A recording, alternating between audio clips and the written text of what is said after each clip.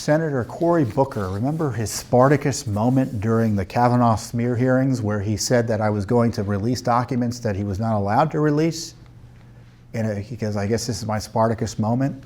And so he released those documents during the hearing. Well, in fact, he was allowed to release those documents, so he couldn't violate the Senate ethics rules that he was purporting, as he beat his breast saying, I'm violating the rules. He actually wasn't violating the rules during the hearing.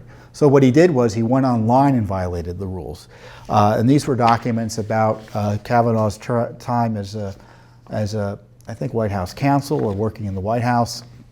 And so they were executive branch documents that were sent over with the provision that if they're to be released, they'd be done in a regular way with approval of the Senate staff and members, Senate members, because they're privileged documents and they're only made to help the Senate figure out whether to allow a nomination to go through. They're not meant to be disseminated publicly unless there's a serious process for doing so. And that's why the rules that prohibit their dissemination absent permission mandate expulsion if you're found guilty of doing so, which is something that Senator Booker did. He said I'm going to read you what he said. So this is not my allegation he broke the rules. Senator Booker admitted breaking Senate rules when he issued a tweet on Friday, September 7th, saying, Wednesday, I broke a committee rules by reading from committee confidential docs. Senator Booker then posted the following entry on his Facebook account on Sunday, September 9th. And the classification of many documents as committee confidential is a sham. I willfully violate these sham rules. I fully accept any consequences that might arise from my actions, including expulsion. So what Judicial Watch did was we filed an ethics complaint against him for his willful violation of these rules. Other members of the Senate criticized him for doing so. Of course, some of his colleagues on the left suggested that he did the right thing and endorsed his illicit and arguably illegal move.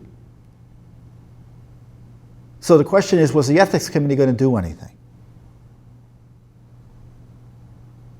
Any senator or officer or employee of the Senate who shall disclose the secret or confidential business or proceedings of the Senate, including the business and proceedings of the committees, subcommittees, and offices of the Senate, shall be liable if a senator to suffer expulsion from the body, and if an officer or employee to dismissal from the service of the Senate and to punishment for contempt. Contempt for the Senate, contempt for the rule of law. That's what Senator Booker did. We filed an ethics complaint. And you know what the Ethics Committee said? We're not doing anything. We received a letter back from the Senate Ethics Committee on Ethics. The U.S. Senate Select Committee on Ethics. It's a select committee, which means it's a special committee, and it's set up to be split evenly by both Democrats and Republicans. Typically, Republican committees reflect the majority-minority split of the body. Not the ethics committees, they have it split. 3 Democrats, 3 Republicans. I'm not sure the exact number in the House, but it's also evenly split in the House. And that guarantees that nothing is done without both Republicans and Democrats being on board. And it guarantees that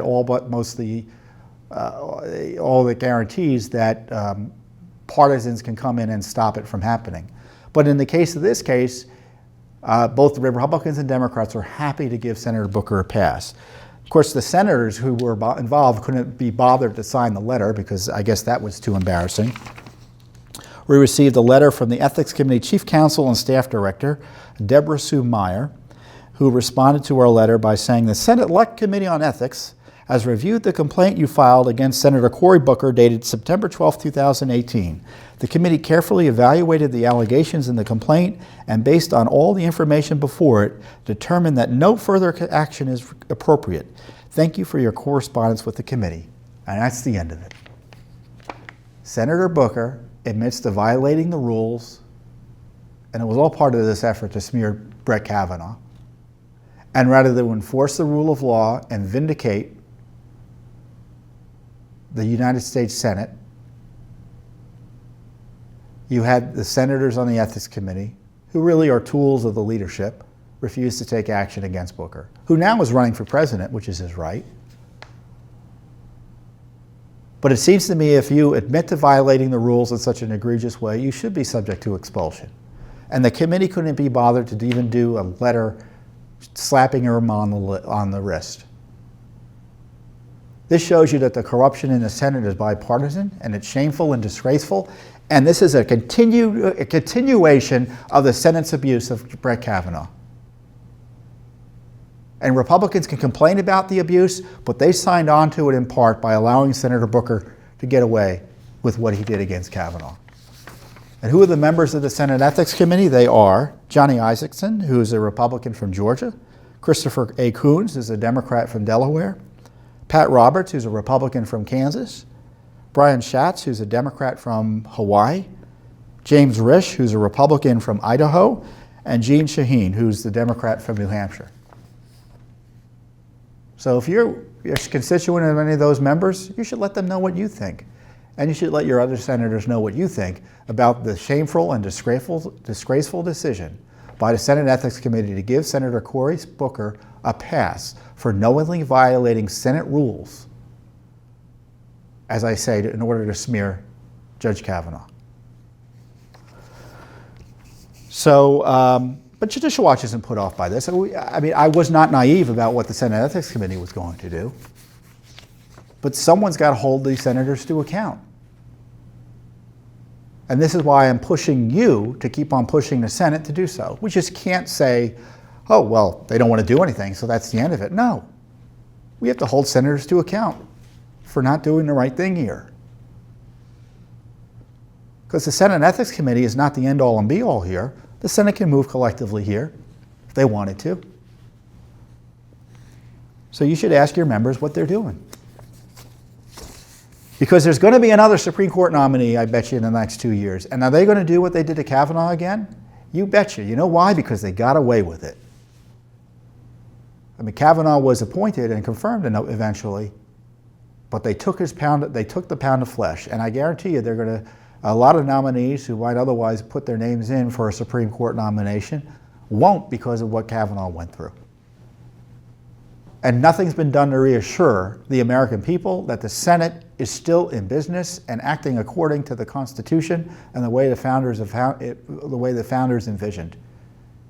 They've allowed it to be abused, its process to be hijacked, its process to be overturned by the mob.